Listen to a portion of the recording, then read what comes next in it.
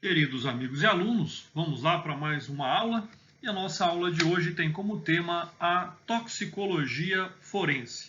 Importante aí nós termos um conceito inicial sobre o que é a toxicologia forense. É, na verdade, aí a análise de todas as substâncias que possam causar o dano ao ser humano, ao indivíduo, bem como tem ali agregado a este dano o interesse jurídico.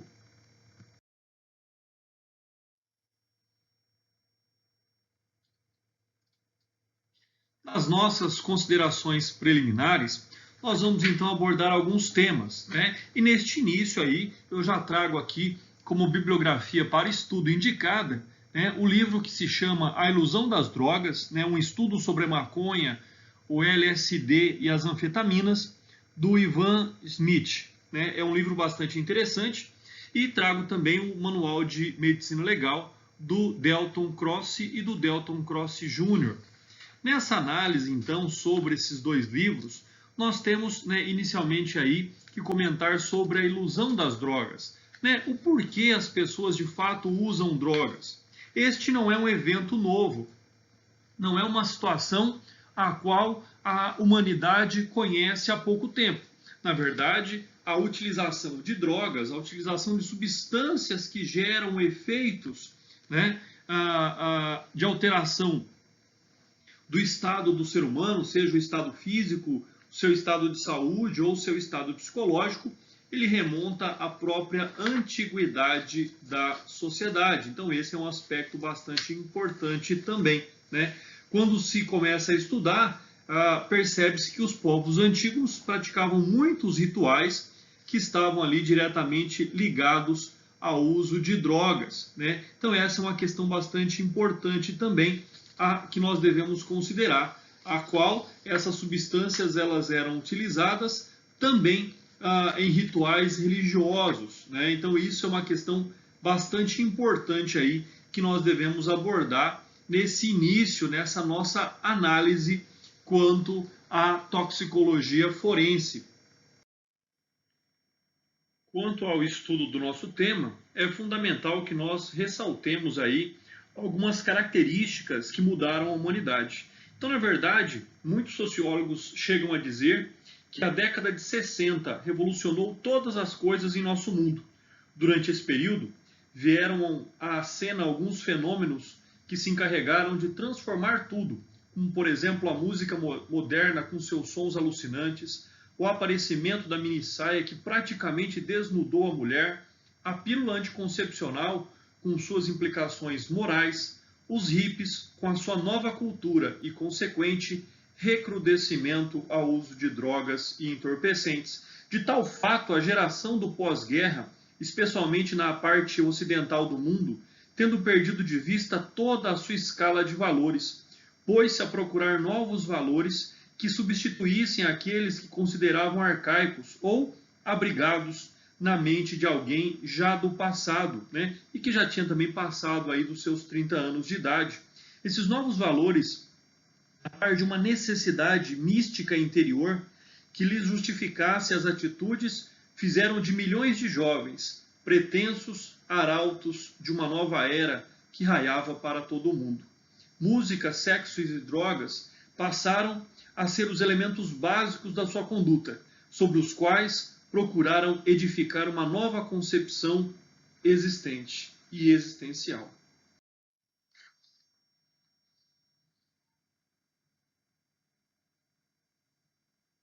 Qual é o objetivo? Qual é a motivação de alguém que usa drogas? O que é que essa pessoa procura? Qual é aquilo que falta no indivíduo ao momento em que ele busca a experiência com drogas? Então, por que tomar drogas? Aí esse questionamento. Qual é de fato aí o barato das drogas? E qual é a profundidade do poço que as drogas levam o ser humano? Então, a autoadministração das drogas apresenta vários perigos, notadamente no caso dos estimulantes. Qualquer que seja a droga usada, diante da forte tendência autodestrutiva que caracteriza quase sempre o comportamento do delinquente, corre o risco de representar para eles um atrativo. Ninguém ignora o abuso de estimulantes pode ser nefasto. mas a sua tendência à autodestruição, muitas vezes chegando à tentativa do suicídio, acabam por ligá-lo mais estreitamente a essa prática. Então é uma questão muito importante aí que nós temos que analisar, né? Qual é a principal causa de jovens usar drogas? Na verdade, a desagregação das famílias. É no lar, compreensivo, amigo, que os filhos podem encontrar um abrigo seguro aos ataques constantes da nova filosofia existencialista. Dificilmente um jovem oriundo de um lar bem fundamentado, filho de pais sinceros e coerentes, se encaminhará para as drogas. É provado que a escola não está cumprindo os seus objetivos e tampouco alcançando o elevado ideal de plasmar na mente juvenil as marcas de um caráter sólido e vitorioso. Vagando pelas ruas e praças, em contato com grupos de desajustados sociais e viciados, menos ainda poderá o adolescente captar os elementos indispensáveis à formação da sua moral. Outro sim, corre o perigoso risco de mais depressa se tornar também mais um viciado e até mesmo um marginal. Onde é que está então a solução? Onde é que está então a solução? A resposta é óbvia: no lar. Este é o único lugar do mundo em que os problemas sociais podem ser resolvidos. Contudo, Mister se faz uma recuperação urgente dos maltratados valores familiares. Pais, autoridade, educadores, psicólogos, médicos, enfim, todos os que se envolvem no problema devem assumir a sua posição e cerrar fileiras em torno de um ideal comum, que é, na verdade, soerguer as instituições fundamentais da sociedade. Então, o fortalecimento do lar, das famílias, né? Famílias hoje que podem ser constituídas das mais diversas formas. As famílias homoafetivas, as famílias monoparentais, né? As famílias por aproximação. Então, essa é uma questão bastante importante. O fortalecimento do lar, o fortalecimento das nossas crianças, dos nossos adolescentes, é a forma aí também para se compreender e para se evitar, logicamente, o aumento do número de viciados em drogas. Eu passo aqui a análise também deste livro, que é o livro Toxicologia Forense, é um livro aí na sua última edição, muito importante e muito interessante. Então a análise que nós faremos de agora em diante será sobre este livro, né? Sobre cada um dos seus capítulos, nós faremos aí uma pequena leitura e uma análise daquilo que significa dizer.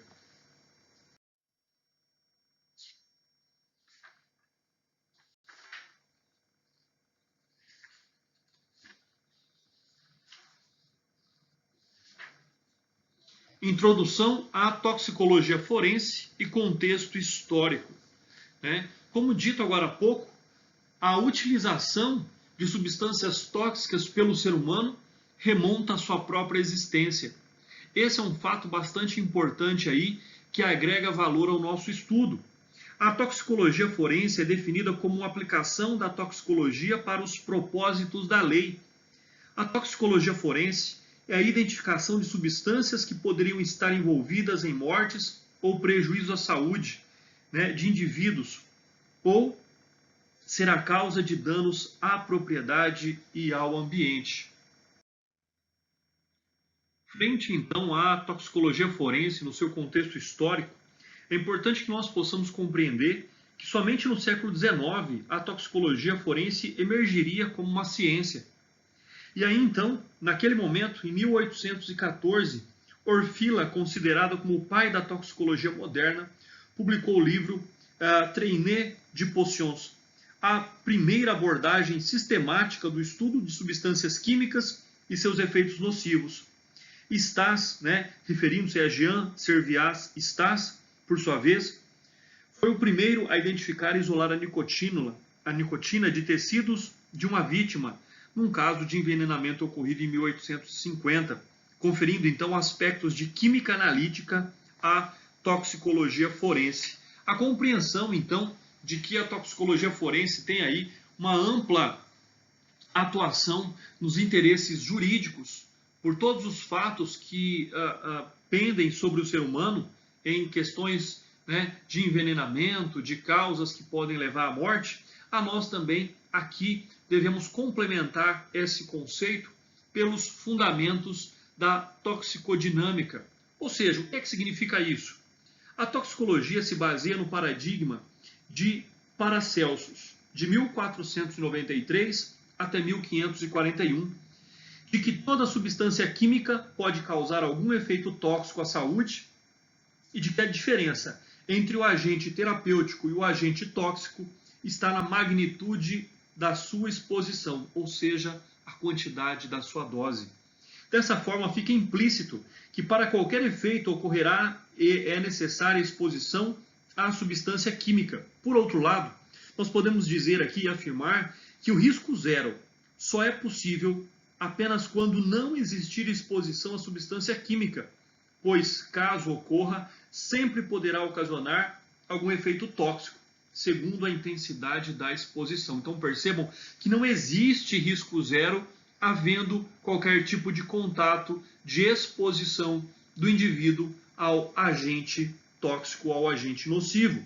No entanto, são inúmeros os agentes potencialmente tóxicos, os quais a população está diretamente exposta e rotineiramente exposta, por meio do ar que respira, da água que bebe, dos alimentos que consome, que representam as diversas formas de exposição. Ademais, nós temos aqui que considerar ainda o fato da toxicologia no trabalho, tanto os agentes nocivos aos quais os indivíduos estão aí expostos no seu ambiente de trabalho. Então fica aí essa questão bastante importante também, né?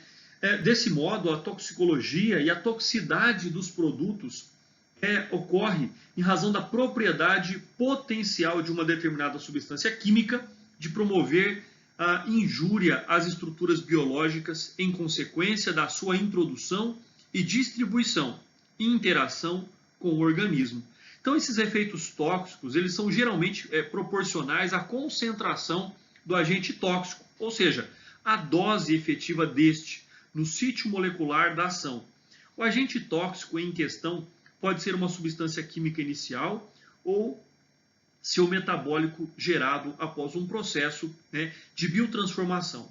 A toxicidade dificilmente está relacionada com um evento molecular único, sendo geralmente consequência de uma cascata de eventos que se inicia com a exposição, seguida da introdução da substância química no organismo, ou seja, a passagem de substância do local do contato para a corrente sanguínea e posterior distribuição, biotransformação e, finalmente, a interação do agente tóxico com biomoléculas-alvo e a expressão dos sinais e sintomas da intoxicação. Ela pode ser atenuada pela excreção do agente tóxico de seus metabolismos ou também pelo sistema de reparo endógeno, quando, logicamente, aí devidamente ativado. Então, são situações bastante importantes que nós temos que analisar. Uma outra questão aqui que ainda cabe o comentário é de que a toxicodinâmica descreve os efeitos ou alterações em um organismo resultantes de uma interação, e isso, logicamente, vai determinar qual foi, como se deu essa interação. Então, são aspectos bastante importantes para que nós possamos aqui iniciar, né, começar aí a tratar o nosso tema. Quanto à cocaína, nós temos que dizer que ela é um alcaloide extraído de folhas de coca com propriedade anestésica local e estimulante do sistema nervoso central, que, dependendo das condições de uso, pode gerar distúrbios psiquiátricos e situações de fragilidade social no usuário. Quanto aos comentários sobre a cocaína, nós temos que considerar que ao longo da história já tenha feito parte das formulações farmacêuticas e de produtos alimentícios. No início do século XX foi criminalizada, constituindo altamente um dos maiores problemas de segurança pública, né? Face a todas aí as alterações que o uso da cocaína causa no indivíduo. A posição geográfica do Brasil, que possui fronteiras com os principais produtores de cocaína, torna-o vulnerável à entrada de grandes quantidades de droga. 40 toneladas apreendidas em 2013. Sendo não somente um território de trânsito, mas de destino, o aumento do uso da cocaína, fumada na forma de crack, associado à sensação de insegurança, desconforto social e degradação humana, impulsionou o governo federal brasileiro a instituir em 2010 o Plano Integrado de Enfrentamento ao Crack e outras drogas, com esforços voltados à repressão ao tráfico, prevenção e tratamento. Nós temos também que considerar que a atual legislação punitiva para o uso de drogas, ela considera o usuário de drogas como alguém que precisa de tratamento, como um doente. Tanto é que não prevê a aplicação de pena privativa de liberdade ao usuário de drogas. A grande questão é considerar a pessoa usuário de drogas, que por vezes acaba praticando condutas inerentes ao tráfico de drogas para poder manter o seu vício. E aí, então, por certo, será enquadrado, será responsabilizado, será acusado como tráfico de drogas, como traficante de drogas e não mais como usuário. A linha é muito tênue entre a questão do usuário de drogas e do traficante de drogas. No passado, a quantidade de drogas, como a droga se encontrava, eram fatores preponderantes. Hoje não é mais um fator preponderante, independentemente da quantidade de drogas que a pessoa possua e porte, ela pode ali então ser considerada como um traficante também. Além dessas questões iniciais que nós falamos, é importante considerar aí que a coca, na verdade, ela é uma planta nativa da região andina e faz parte da cultura de muitos países, como Peru, Bolívia, Equador e Colômbia, desde a época da civilização inca, com relatos de uso da sua folha na forma mascada, com cinzas, para a liberação de seus alcaloides, por tribos peruanas há mais de 2.000 anos, antes da colonização do continente americano pelos europeus. Então, como eu disse, ela remonta aí à própria idade ou tempo da humanidade. Além do uso como para o tratamento de enfermidades psiquiátricas, a cocaína já foi bastante utilizada também como anestésico local, principalmente para a área ali oftálmica. Mas hoje ela não é utilizada sobre esse aspecto. Talvez o maior impacto econômico tenha sido na produção de uma bebida que continha extratos de folhas de coca, patenteada por norte-americanos e registrada como Coca-Cola. Bebida essa que ainda hoje é uma das mais consumidas do mundo e foi produzida com extrato das folhas de coca de 1886 a 1906. Então, se você está pensando aí que ainda hoje a Coca-Cola possui os extratos da folha da coca, diz a literatura que não, mas que entre os anos de 1866 e 1906, sim, nesse período, este refrigerante, essa bebida, foi feita, foi registrada, foi consumida por meio aí de extratos da folha da coca. A partir de 1906, ela deixou de utilizar esse extrato e hoje não mais tem essa composição. Quando nós falamos sobre a maconha, talvez seja aí a droga mais comum, e por muitos considerada como a mais inofensiva das substâncias ilícitas. De certa forma, a história do Brasil está intimamente ligada com a planta da cannabis sativa L. Desde a chegada à nova terra das primeiras caravelas portuguesas em 1500, pois não só as velas, mas como também os cordames daquelas frágeis embarcações eram feitas da fibra de cânhamo, que representa um anagrama da palavra maconha. Então percebam aí que a planta era utilizada também para outros fins e a descoberta do Brasil, como assim dizem alguns autores, fez com que então, em 1549, a planta fosse introduzida em nosso país pelos escravos negros também, que a utilizavam nas senzalas por suas propriedades hipnóticas, tendo suas sementes sido trazidas dentro de bonecas de pano. Então, foi aí uma das formas também da introdução da maconha em território nacional. Fica essa curiosidade a ser analisada. Maconha é uma das plantas mais antigas conhecidas pelo homem. Os registros datam de 2723 a.C., quando foi mencionada na farmacopeia chinesa, né? Linné foi quem a primeiramente classificou como cannabis sativa em meados de 1753. A maconha é uma das drogas ilícitas mais consumidas no Brasil. Para jovens maiores de 12 anos, é a droga com maior frequência e uso na vida, seguida pelos solventes e pela cocaína.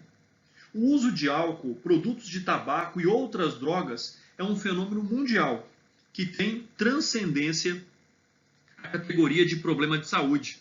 No mundo, em 2007, 172 a 250 milhões de pessoas usavam algum tipo de droga ilícita. Entre as drogas de uso ilícito, a maconha é a de maior prevalência anual de uso, seguida imediatamente das anfetaminas, cocaína, opiáceos e o êxtase. Então aí nós temos uma questão bastante importante também.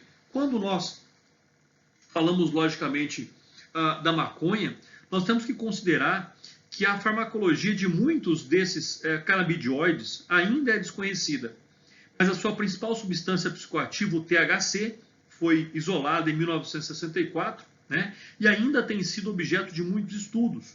Outros canabidioides de importância psicoativa se fazem presentes na planta, entre eles o THC. O canabidiol e o canabidiol, né, esses outros canabidióis possuem efeitos aditivos, sinergéticos e antagônicos em relação ao THC. Quando a planta é fumada, mais recentemente o canabidiol tem sido relacionado a uma vasta utilização terapêutica, conforme, né, nós abordaremos. Ou seja, a partir do momento em que se vislumbrou a possibilidade da utilização do canabidiol para amenizar as consequências de algumas patologias, essas pesquisas aumentaram. E aquilo que no começo era crime, a importação do canabidiol, hoje nós temos aí já a autorização da Anvisa para a importação do canabidiol para tratamento de determinadas doenças. O THC sintético, dronabinol, parece possuir a atividade analgésica, anticonvulsionante e sedativo hipnótica, além de atenuar náuseas e vômitos em pacientes sob quimioterapia, sendo comercializado nos Estados Unidos e alguns países como Holanda e Bélgica, onde é utilizado como medicação alternativa antiemética, né, composto em cápsulas de utilização oral desde os anos de 1980. Qual é a forma prevalente aí do uso da maconha? Né? Levando-se em consideração que ela é superada apenas pelo álcool e do tabaco, sendo a droga ilícita mais consumida no mundo. Seu potencial uso terapêutico, no entanto, deve estar condicionado não apenas à comprovação da sua eficácia nos quadros clínicos até então sugeridos, sendo necessário assegurar também que o seu uso regular não esteja associado a danos à saúde, incluindo prejuízos no funcionamento cerebral e, deste modo, o estabelecimento em relação ao benefício-risco favorável é fundamental para a condução da calorosa discussão, envolvendo a liberação de seu uso terapêutico. A maconha é normalmente fumada como um cigarro ou em um cachimbo especial. Existem mais de 300 termos ou gírias para nomeá-la, incluindo baseado ou erva, e atualmente ela vem sendo consumida também de maneira mesclada, combinada com outras drogas, como crack e cocaína. Alguns usuários também misturam a maconha com comida ou fazem chá, né, com as suas folhas. Então fica aí algumas considerações importantes que nós temos que tratar sobre a maconha. Falaremos agora então de um outro tóxico.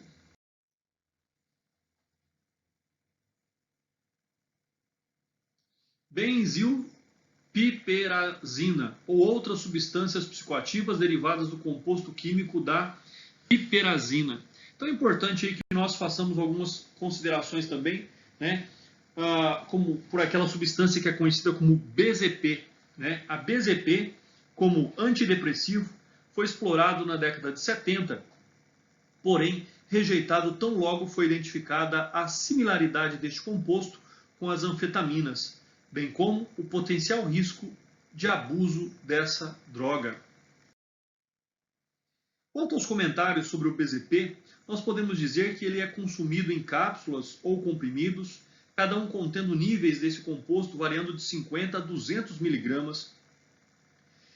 Porém, já foram analisados comprimidos com níveis de 28 a 1 grama. Então fica aí também a potencialidade em razão da quantidade na utilização do BZP.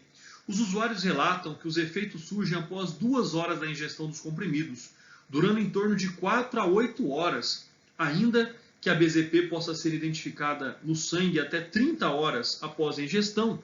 É incomum identificar a BZP em conjunto com o composto, a piperazina, pertencente à classe das fenilpepirazinas, em proporções entre 2,1 e 10,1. Em 2004 foi identificada a piperazina, e na Suíça, na Holanda, como outras estruturas relacionadas ao consumo, da Perry Rights, uma terceira classe de piperazinas, incluindo também a tienilmetilpepirazinas. Então nós temos aí também essa outra substância tóxica bastante consumida. É importante dizer ainda sobre ela que o metabolismo da BZP foi estudado em ratos, e o éster e os metabólicos encontrados foram posteriormente confirmados em urinas de humanos, demonstrando metabolismo semelhante. Embora seja excretada em grande quantidade e a sua forma inalterada, 3 metabólicos podem ser identificados: o anel aromático, o carbônio benzílico e o ereróclito pepirazina. Mesmo o processo ocorre também para outras substâncias da mesma classe aí. Então fica aí uma outra consideração também bastante importante sobre essa droga. Nós temos ainda aqui a análise de benzodiazepínicos. Os benzodiazepínicos são uma classe de substâncias comercializadas desde a década de 1960, sendo um dos grupos de fármacos mais prescritos no mundo. No Brasil, é a terceira classe de drogas mais consumida entre aqueles cujo controle de comercialização é realizado pela Anvisa. Após a absorção da benzodiazepínicos, são altamente ligados às proteínas plasmáticas e distribuem-se em vários tecidos, sendo capazes de atravessar as barreiras hematoencefálicas e plasmática. A principal via de biotransformação dos benzodiazepínicos consiste na oxidação e na nitrorredução, sendo alguns podem sofrer exclusivamente a glicoronidação. Um aspecto bastante importante sobre esse fármaco é que são substâncias que agem diretamente no sistema nervoso central e possuem atividade ansiolítica. Possuem ainda grande eficácia terapêutica associada a baixa probabilidade de efeitos colaterais e que representam riscos imediatos à vida, características que fazem com que esses fármacos encontrassem fácil aceitação na classe médica. Encontram ainda entre esses fármacos poucos prescritos no mundo, apesar das restrições, e são utilizados principalmente para tratamento de transtornos de ansiedade e insônia. Estima-se que de 1 a 3% de toda a população ocidental já tenha consumido esses medicamentos de forma regular pelo período de 1 ano. Então percebam aí a quantidade de utilização desse fármaco. Nós temos ainda aqui, terceiro comentário aqui, de que o primeiro contato com os benzodiazepínicos geralmente ocorre por meio de tratamento médico contra ansiedade e insônia. E à medida que o tratamento vai se prolongando, os sinais de dependência começam a ficar evidentes. Há também o agravante e os sintomas de abstinência. E aí sim, ele acaba potencializando aquilo que ele deveria tratar, que é a ansiedade, o nervosismo e a insônia. Serem facilmente confundidos com os sinais do problema que desencadeou o tratamento. Então fica aí também a preocupação com a utilização de medicamentos. Percebam que quando nós tratamos de tóxicos, nós temos tanto as drogas lícitas quanto as drogas ilícitas, né? O importante aqui da nossa análise é lembrar do quanto a toxicologia é importante para a disfunção de todas as questões humanas. Elementos químicos em toxicologia forense. Como já dizia o Paracelsus, né, todas as substâncias são venenosas. Não há alguma que não seja. A dose é a que diferencia em veneno ou remédio. As considerações que nós temos que fazer, então, sobre os elementos químicos em toxicologia forense é que os elementos químicos são divididos em não metais, semimetais e metais. Os metais são elementos químicos capazes de conduzir eletricidade em calor, apresentam um brilho característico, alta dureza e maleabilidade. E a exceção do mercúrio, são sólidos à temperatura ambiente. Os não metais são elementos que, com elevada eletronegatividade, não exibem propriedades dos metais, como dureza, maleabilidade, grande capacidade de perder elétrons para produzir íons positivos e habilidade de condução de calor e de correntes elétricas. Já os elementos considerados semimetais caracterizam-se por aparentar aparência e propriedade de um metal, mas comportamento químico de um não metal. Tanto a União Internacional de Química Pura e Aplicada quanto a Sociedade Brasileira de Química não têm uma definição clara acerca da definição do semimetal e não classificam esses elementos separadamente em suas tabelas periódicas oficiais. E aqui citamos o mercúrio e o arsênio. Por exemplo, podem existir na natureza tanto no estado elementar ou ligados a diferentes compostos químicos encarregados diferentemente de toxicidade. Esses dois elementos são os mais estudados em especiação química.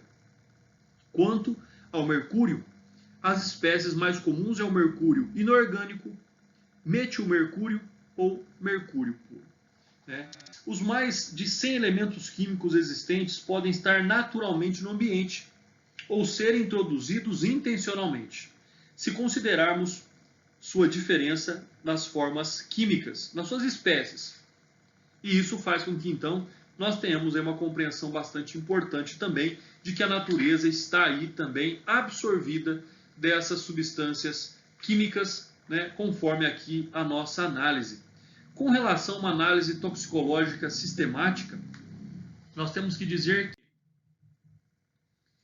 a identidade inequívoca de substâncias potencialmente tóxicas em amostras biológicas representa um desafio significativo pelo grande número de toxicantes que devem ser investigados, bem como a complexidade das matrizes submetidas à análise.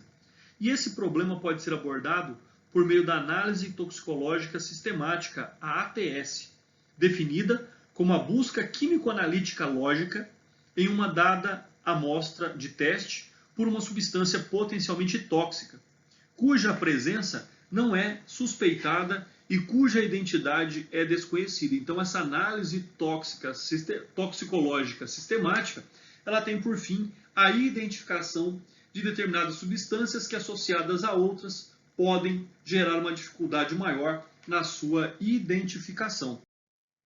A primeira etapa da ATS é a preparação da amostra com isolamento e concentração dos compostos de interesse, que usualmente é realizada empregando a extração em fase sólida ou extração líquida do líquido.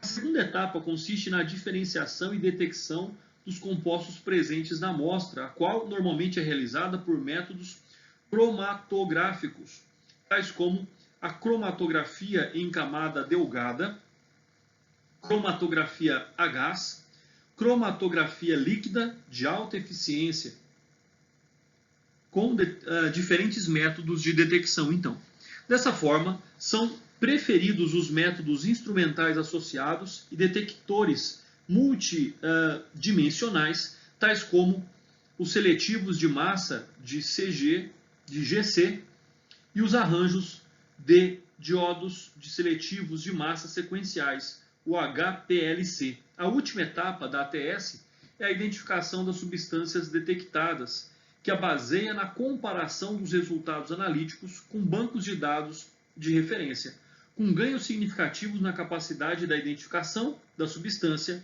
a ATS observados quando dados analíticos de sistema de baixa correlação são então combinados. É importante, quanto à análise deste tema, que a identificação inequívoca da substância potencialmente tóxica em amostras biológicas representa um desafio significativo em razão do grande número de toxicantes que devem ser investigados, bem como a complexidade das matrizes submetidas a esta análise. Então, desta forma, os procedimentos empregados da ATS são agrupados em 3 etapas fundamentais, a saber, a primeira delas é a preparação da amostra, isolamento e concentração do composto de interesse. A segunda fase aqui a ser realizada, a segunda etapa, é a diferenciação e detecção dos compostos presentes na amostra. E a terceira e última etapa é a identificação dos analíticos relevantes presentes desconhecidos. E aí, então, por fim, após a identificação da substância, uma etapa de quantificação é necessária a fim de permitir a adequada interpretação toxicológica, uma visão geral da busca sistemática por substâncias orgânicas em ATS é apresentada, então, conforme nós temos aí no nosso material escrito, já disponibilizado àqueles que estão acompanhando a nossa aula. Então, são sessões aí que devem determinar aqui como será realizada essas 3 etapas na busca da identificação de determinada substância. Um grande objetivo e uma grande finalidade da toxicologia forense é a busca da identificação das toxinas como agentes de envenenamento, seja o envenenamento criminoso, seja o envenenamento acidental, seja o envenenamento relacionado, por exemplo, ao ambiente de trabalho. Então, a importância da busca dessas toxinas como possibilidade aí de agentes de envenenamento. Aos comentários sobre esse tema, de uma forma geral, as toxinas de origem natural apresentam LD extremamente baixa, na ordem de 0,1 microgramas por quilo. E a LD é a dose capaz de matar 50% dos indivíduos de uma população em teste. Apesar de serem letais, algumas toxinas podem apresentar ação lenta e os efeitos de exposição podem demorar a se manifestar. As toxinas naturais são produzidas em algumas espécies de plantas, fungos e cogumelos, micro-organismos, no caso de bactérias, microalgas, cianobactérias. Alguns insetos e animais vertebrados também podem produzir veneno, contendo toxinas que, na maioria das vezes, são de origem peptídicas. No entanto, este capítulo, da qual nós estamos aqui estudando, ele abordará apenas as principais toxinas produzidas por micro-organismos, fungos e plantas. Para saber mais sobre as toxinas produzidas em insetos e animais, recomenda-se aí a leitura dos trabalhos publicados por Sestelli e Sesteral, Ponzani e colaboradores, King e Hard, Maxey e Bajak. Termos da toxina natural, então, sobre o nosso estudo, normalmente se referem a compostos orgânicos biosintetizados por organismos e a variedade química de origem biológica e mecanismos de ação dessas classes de produtos naturais são enormes. A complexidade do diagnóstico e de tratamento de casos de intoxicação ou de exposição por toxinas naturais são tarefas complicadas, porque requerem, então, tanto o emprego de procedimentos clínicos modernos quanto o uso de técnicas analíticas sofisticadas para uma identificação fidedigna do composto em questão. Muitas toxinas naturais foram e são utilizadas de forma terapêutica, como, por exemplo, a ergotamina, os glicosídeos cardiotônicos ou a toxina butolínica. Quando falamos então em toxicologia forense, o principal problema relacionado está no uso intencional da toxina natural para causar dano, ferimentos ou até mesmo a morte de seres humanos ou animais. No entanto, esses casos são raríssimos. Os principais casos registrados no Brasil e no mundo são de ingestão acidental ou contaminação por alimentos ou água. Nós temos aí alguns casos que sobre o aspecto histórico de atualidade, nós temos que lembrar, como, por exemplo, um caso bem conhecido, que em 7 de setembro de 1978, na cidade de Londres, onde um jornalista búlgaro, George Markov, foi a óbito poucos dias após ser atingido por um projétil contaminado aparentemente de forma proposital. Nós temos ainda que lembrar que após os ataques às torres gêmeas do World Trade Center, ocorrido em 11 de setembro de 2001, os Estados Unidos da América passaram por um ato deliberado de bioterrorismo. Utilizando o serviço postal, esporos de antrax foram enviados para residências e departamentos políticos do Senado, fato esse amplamente divulgado aí pela mídia. E no Brasil, o caso acidental mais grave de intoxicação por toxinas na atualidade aconteceu em fevereiro de 1996, lá na cidade de Caruaru, onde pacientes que realizavam hemodiálise no hospital da cidade foram expostos por infusão endovenosa a microcistinas produzidas por cianobactérias via água contaminada. Ao todo, 116 pessoas manifestaram sinais graves de intoxicação por microcistinas e 76 pessoas vieram a óbito, face também à exposição a essas toxinas naturais. Toxicologia por desempenho humano, uso de álcool e drogas no trânsito. É muito comum aí que a sociedade procure e promova campanhas, de proibição ao uso de álcool combinado com a prática, da condução de veículos automotores. Então, os acidentes de trânsito estão fortemente associados a erros humanos, seja imprudência, imperícia ou negligência, falta de atenção ou reação demorada, causada aí pelo uso de álcool ou drogas. Então, a campanha de conscientização foi muito forte, a punição em razão da prática do consumo de álcool e na direção de veículo automotor também é muito intensa. O que faz, então, que nós aqui analisemos agora aquilo que a Organização Mundial da Saúde, a OMS, diz. E ela diz que anualmente morrem 1,24 milhão de pessoas em acidentes de trânsito. E entre 20 a 50 milhões de vítimas são feridas, geralmente um grande impacto econômico e social. E cerca de 80% dessas fatalidades ocorrem em países em desenvolvimento, como o Brasil, os quais, em contrapartida, possuem menores taxas de motorização do que países desenvolvidos. Então nós temos menos carros e nós temos mais acidentes em razão do uso de álcool e drogas pelos seus condutores. Entre muitas razões apontadas para o crescimento dos problemas sociais e de saúde oriundos de lesões traumáticas ocasionadas pelos acidentes de trânsito no mundo, destacam-se o rápido aumento do número de veículos nas grandes metrópoles e a falta de políticas públicas adequadas voltadas para a segurança do tráfego. Um outro aspecto aqui que nós temos que considerar também já é a posição jurídica, ao passo que aquela pessoa que comete um crime, no caso aí, por dirigir alcoolizado, deve também arcar com os danos causados, seja à saúde pública, seja à vítima, seja à segurança pública, ou danos particulares ou danos públicos. Então também aí fica a obrigação de reparar o dano. Quanto ao uso de drogas e álcool como fator de risco no trânsito, nós temos que existe uma ampla evidência de que o consumo de álcool prejudica a habilidade de conduzir veículos automotores, sendo responsável por uma proporção substancial dos acidentes de trânsito em todo o mundo. Estudos ainda demonstram que o risco relativo de se envolver num acidente fatal no trânsito entre motoristas com alguma alcoolemia entre 0,5 e 0,8 é ao mínimo 7 vezes maior do que entre motoristas sóbrios.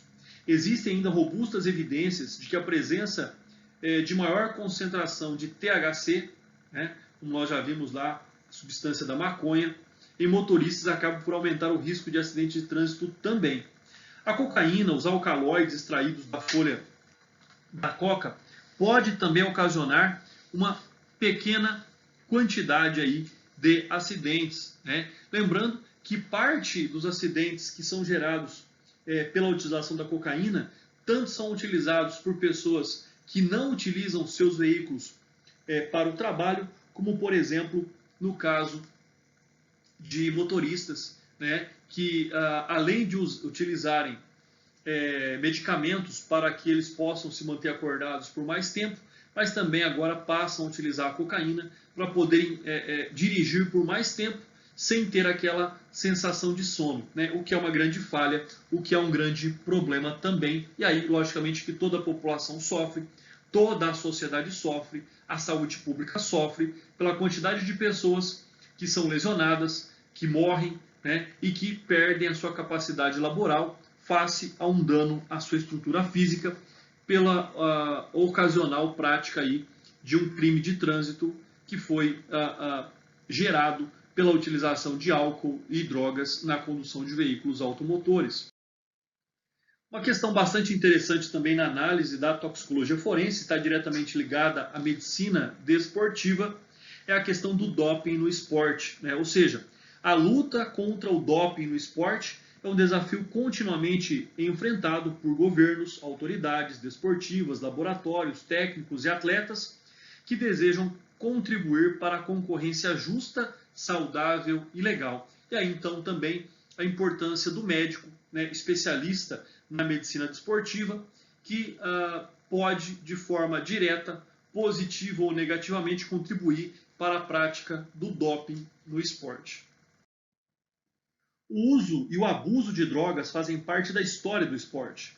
Alimentos e substâncias que visam melhorar o desempenho físico têm sido utilizados desde épocas remotas, como na Grécia Antiga, até as competições esportivas na atualidade. Lá, na história antiga, gladiadores romanos já faziam uso de preparações que estimulavam, né, de estimulantes ali que eram dissolvidos em álcool, visando a diminuição da fadiga. Também há relatos de consumo de cafeína e estricnina por ciclistas europeus desde o século XIX. Durante e logo após a Segunda Guerra Mundial, o mundo presenciou o surgimento de substâncias mais eficientes utilizadas com o intuito de aumentar a performance dos atletas, entre os quais a anfetamina e os esteroides anabolizantes, que acabaram por resultar em casos letais. Nas décadas ali de 1950 e 1960, junto ao desenvolvimento tecnológico da indústria farmacêutica, observa-se um aumento do uso de substâncias sintéticas no esporte. E aí, logicamente, começa então a chamar a atenção e a busca de criar métodos coibitivos da prática da utilização dessas substâncias. E aí, então, o Comitê Olímpico Internacional, o COI, ao qual criou a primeira lista oficial de substâncias proibidas no esporte. E em 1968, os testes de dopagem em atletas começaram a ser aplicados. Em 1999, a Agência Mundial de Antidopagem foi criada com o objetivo de coordenar a luta contra o doping em Lausanne, na Suíça, sendo composta por representantes dos 5 continentes. As primeiras atividades da OADA incluem pesquisa científica, educação, desenvolvimento e suporte para atividades antidoping, bem como regulação do Código Mundial Antidoping, o COD. E o COD é então um documento que harmoniza as políticas antidoping, as regras e regulamentos dentro de organizações desportivas, entre as autoridades públicas ao redor do mundo. De acordo com o COD, é considerado como doping o uso de substância ou método que possa ser potencialmente prejudicial à saúde do atleta e capaz de aumentar seu desempenho físico. A OADA, então, que é aí, né, a sigla para a Agência Mundial de Antidopagem, atualiza todos os anos a lista de substâncias e métodos proibidos, no qual são informados todas as práticas reconhecidas como doping. Os esteroides anabolizantes constituem o grupo mais extenso em número de substâncias proibidas no esporte. A prevalência do uso dessa classe de substância é maior em modalidades como o fisiculturismo, o levantamento e o arremesso de peso, porém, o abuso também ocorre entre atletas de outras modalidades, frequentadores de academia, de ginásticas e de musculação. É importante ainda dizer que existem os esteroides endógenos.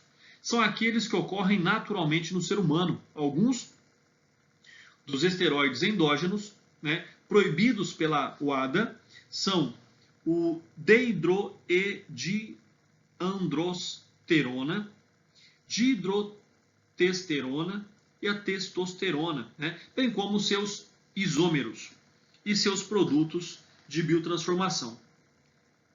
Boldedona, nortestosterona e seus pró-hormônios podem ser classificados ao mesmo tempo como esteroides endógenos e exógenos, pois podem ser sintetizados fisiologicamente em concentrações muito pequenas.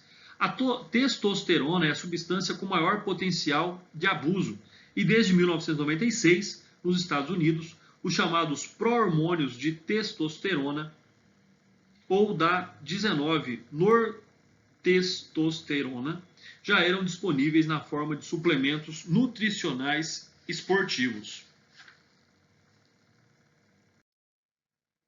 Caminhando aí para o final da nossa aula, é importante também que nós falemos aí da toxicologia de agentes químicos de guerra sob perspectiva da Convenção sobre a Proibição de Armas Químicas. E aí, então, nós temos que com os recentes relatos de uso do alegado de armas químicas na Síria e no Iraque, renasceram as preocupações com essa categoria de armas de destruição em massa, bem como as ações visando coibir o uso não pacífico das substâncias químicas, mantendo, contudo, os incentivos ao desenvolvimento econômico e social pelo uso responsável da tecnologia química. E para isso, nós temos então que compreender ainda que a Convenção sobre a Proibição de Armas Químicas define como armas químicas, primeiro, substância tóxica e seus precursores, assim entendidos como qualquer substância química cuja ação sobre seres humanos ou animais,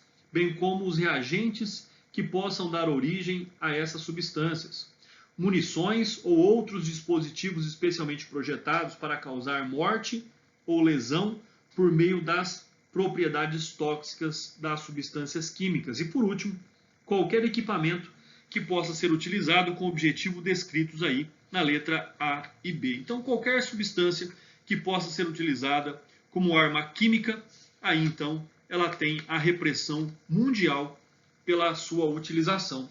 Nós temos ainda que dizer aqui que com o advento da Primeira Guerra Mundial, que o uso de armas químicas como as armas de destruição em massa foi claramente demarcado. Nesse sentido, o evento que deu origem ao termo guerra química foi o ataque alemão às tropas aliadas sediadas em Ypres, Bélgica, realizado em 22 de abril de 1915, utilizando cloro em larga escala. Esse ataque levou a uma escala de ataques usando substâncias químicas por ambos os lados. Nesse contexto, entre 1915 e 1918, foram registrados ataques utilizando agentes hemotóxicos, notadamente o cianeto de hidrogênio, cloreto de cianeto e agentes vesicantes, incluindo mostardas e arsinas, bem como agentes sufocantes, tal qual o cloro e o fosfogênio. Os agentes neurotóxicos são tipicamente substâncias tóxicas organofosforadas, que foram desenvolvidas a partir da década de 1930 na Alemanha, nos quais os mais conhecidos é o gás sarin, o tabum e o sonan. Na década de 1960, durante a Guerra Fria, foi desenvolvido pelos Estados Unidos um poderoso agente neurotóxico conhecido como